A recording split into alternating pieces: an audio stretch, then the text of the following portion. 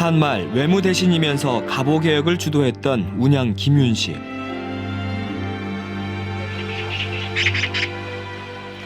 대감마님! 대감마님! 그래. 무슨 일이냐? 도련님으로부터 보내온 편지옵니다. 왕세자를 경호하는 기관인 이귀사에 있는 아들 유중이 보낸 편지였습니다. 아버님, 소자 유증이옵니다. 오늘 전하께서 조령이 있었사온데 을미년 역변에 대하여 대대로 나라의 녹봉을 받아온 가문의 후손들로서 이미 숨기기 어려운 죄를 지었다 하시며 엄격히 징계해야 할 것이라 했사옵니다. 또한 여론이 더욱 들끓고 있으니 지금까지 관대히 용서한 것은 형벌을 대단히 잘못 적용한 것으로서 아버님과 이승호 대감을 제주목에 유배하여 종신토록 정배하라 하셨습니다. 제주 유배명을 들은 것은 1897년 12월 21일이었습니다. 일종의 이제 나중에 그 국모의 시해 사건이라는 것이 이게 보통 일이 아니지 않습니까? 근데 그 시해 사건의 그 외무대신으로서 가장 중요한 대신의 한 사람으로서 역할을 제대로 못했다는 거. 그럼에 따라서 더 나아가서 좀 방관하지 않았느냐 하는 탄핵을 아주 심하게 받게 되죠. 여기에 대해서 이제 어느 누구도 뭐 이렇게 대변도 못 하고요. 그래서 결국은 사형까지 가도 됨직한 형벌이라도 과언이 아니었죠. 그래서 거의 종신형에 가까운 제주도 유배형을 받게 됩니다. 제주 유배길에는 김윤식과 함께 판서 이승호도 포함되어 있었습니다. 떠나는 이 길이 종신유배의 길이다. 살아 돌아올 기약이 없으니 슬플 뿐이네. 그러게나 말입니다. 오늘따라 사풍이 매서울 뿐입니다.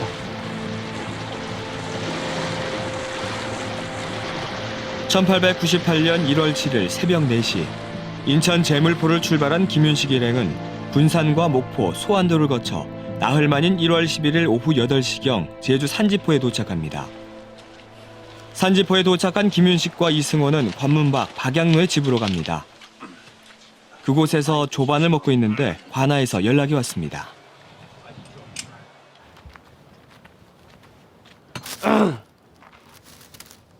조칙이 아주 엄하여 밖에 머무르시면 안 되오니 마땅히 감옥소로 들어가란 명입니다. 그래서 결국 김윤식과 이승호는 감옥에 갇히게 되죠. 옥문을 잠그라. 그리고 이 시간 이후 그 누구의 출입도 허해서는 아니 된다. 알겠느냐? 예.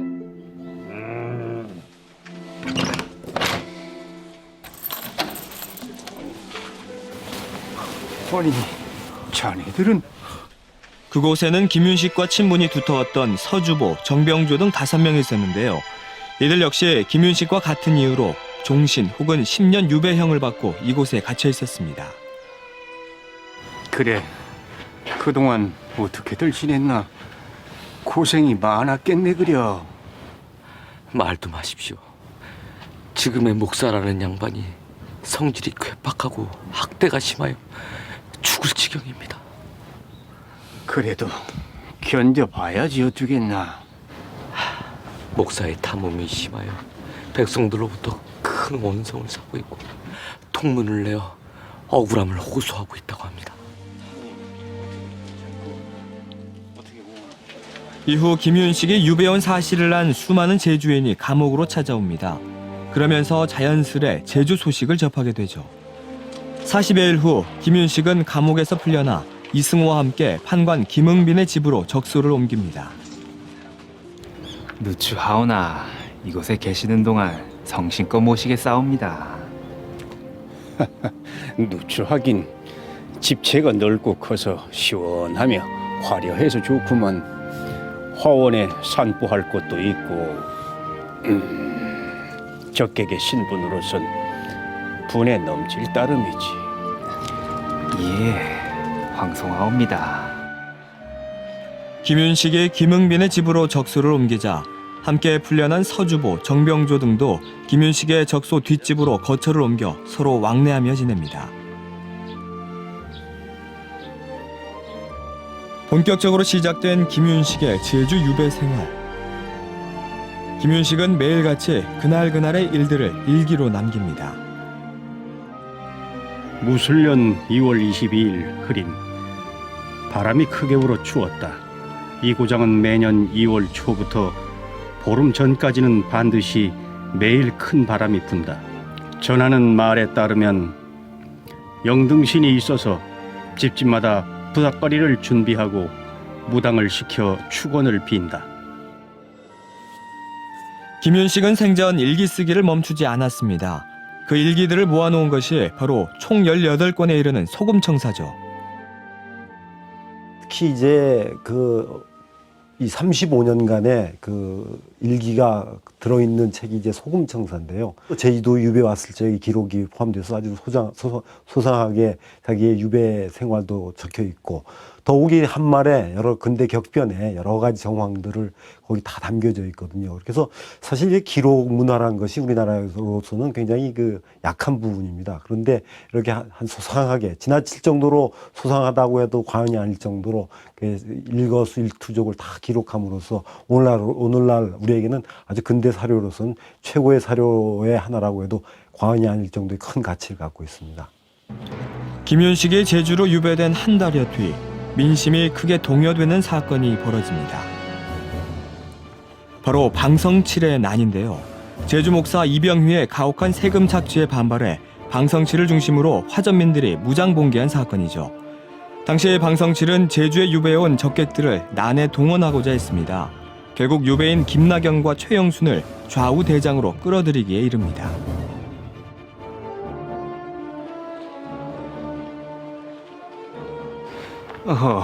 아무래도 화가 이곳에 있는 적객들에게까지 미칠 듯하옵니다.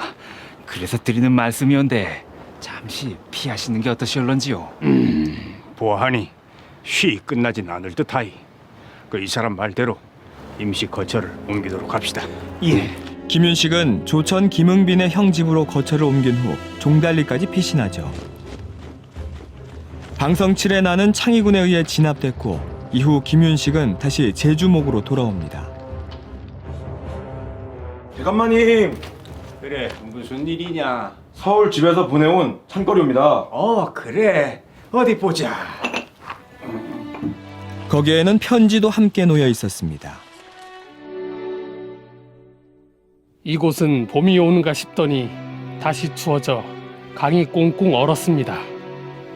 대감이 계신 곳은 어떠신지요? 새댁 등 집안 아녀자들이 겹겹이 병을 얻어 누우니 집안에 우환이 가득합니다. 유배지에 있는 김윤식 역시 감기를 달고 살았습니다. 1898년 4월 3일 맑으나 바람 불어 추움. 본 군수 김희주가 와서 만났다. 나는 감기에 걸려 신음했다. 김윤식은 유배 기간 편지를 통해 집안 소식은 물론 서울중앙정계의 소식을 듣습니다.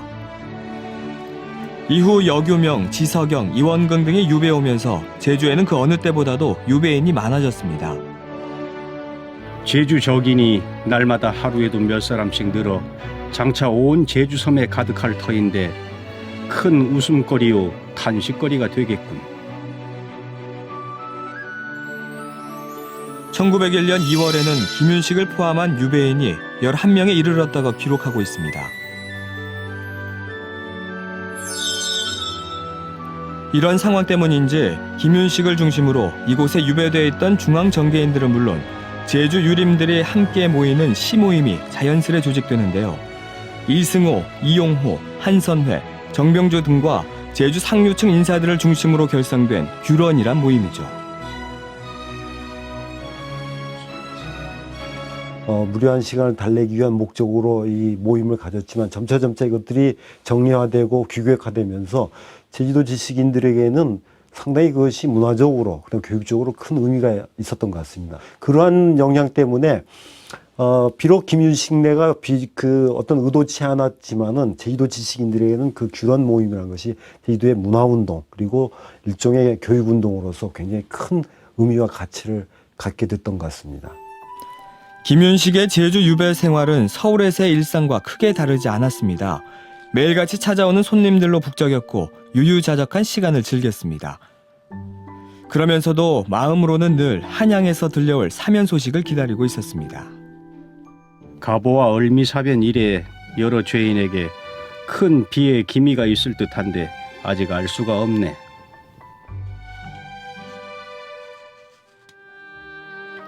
하지만 그로부터 한 달여 뒤 한양으로부터 들려온 건 후실인 덕실과 아들 복남의 부음이었습니다.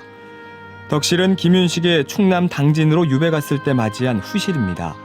이후 김윤식의 딸과 아들을 낳으며 8년 부부의 연을 맺었지만 지병 때문에 32살의 나이로 세상을 떠나고 만 것이죠. 나와 같이 같은 방에서 살았던 것은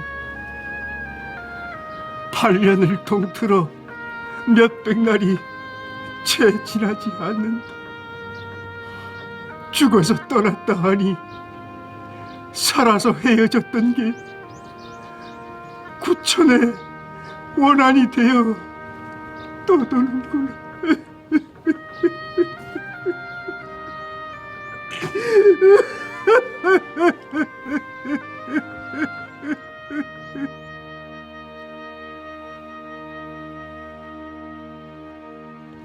(1899년 6월 30일) 김윤식은 산지포를 찾았습니다. 아니, 저것은 정박해 있는 일본 배에서 고무로 만든 잠수복을 입은 잠수부가 바닷속으로 들어가고 있었는데요.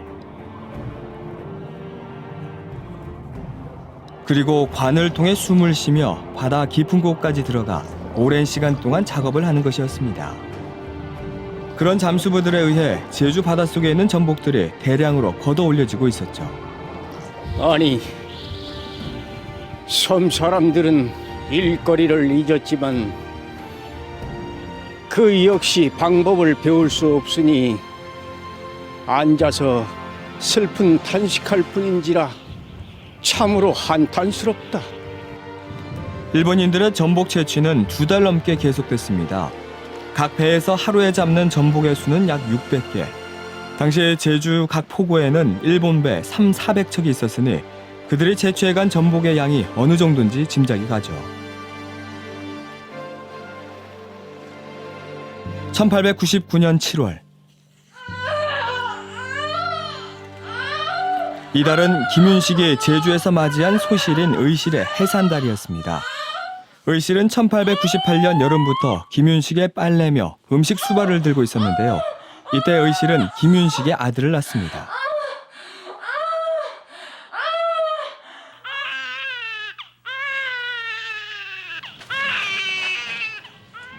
대감마님! 어찌 되었느냐? 감축드립니다.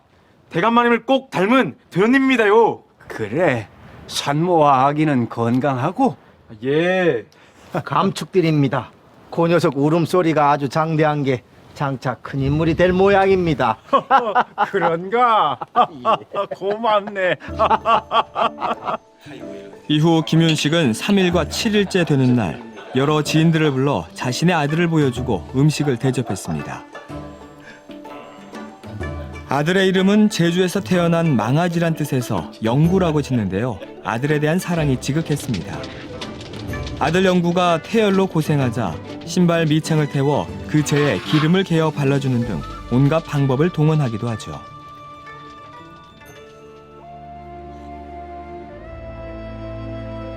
한편 함께 종신형을 받은 이승호의 병이 깊어졌습니다. 결국 그는 병을 떨치지 못하고 세상을 뜨고 마는데요. 그때가 1900년 9월 5일이었습니다.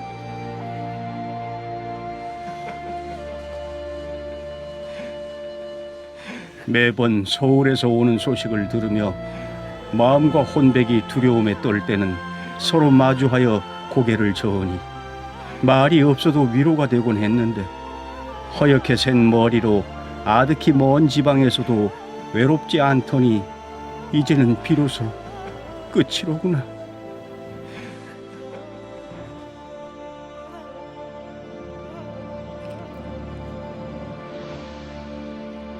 이후 1901년 4월이 됐습니다.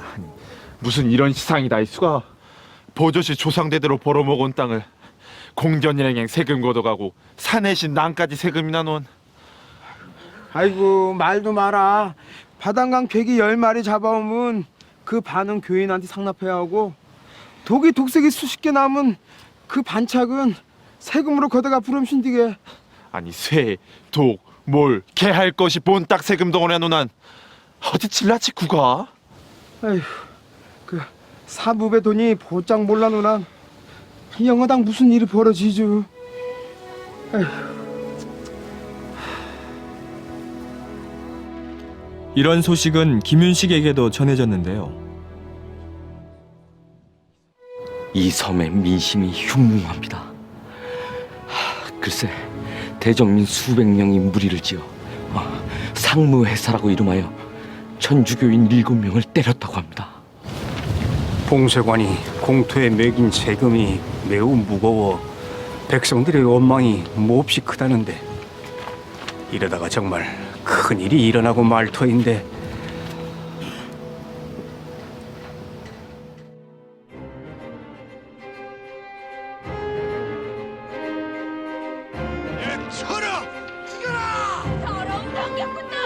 아니나 다를까 1901년 5월 10일 이른바 이재수의 난으로 알려진 신축민란이 일어납니다.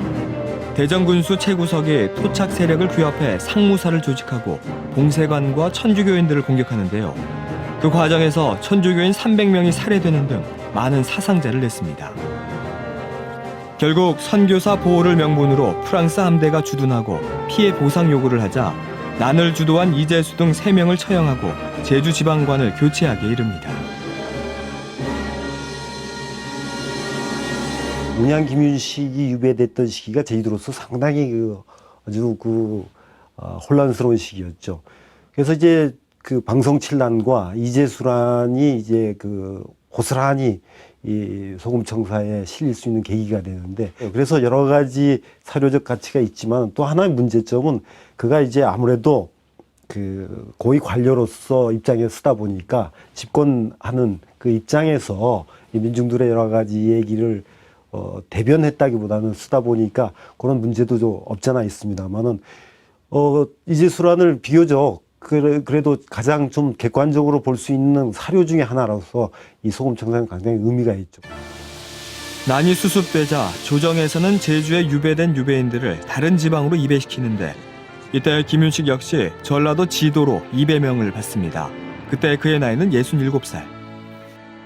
내 조만간 그대와 영구를 내가 있는 곳으로 부를 터이니 이 녀석을 잘 부탁하오.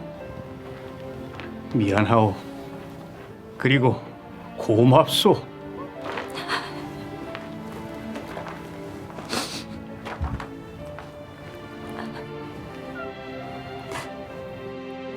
그렇게 운양 김윤식은 3년 6개월 동안의 제주 유배 생활을 마치고 1901년 7월 10일 제주를 떠납니다.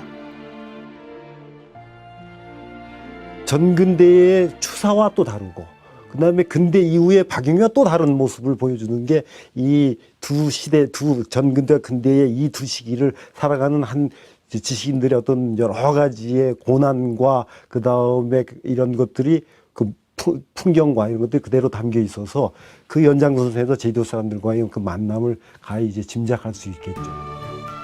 당시 제주에 유배왔던 지식인들의 생활 모습과 제주의 상황을 소상히 기록으로 남긴 운양 김윤식. 그의 일기 소금청사는 제주 근대사를 가장 잘 기록한 문서로 평가받고 있습니다.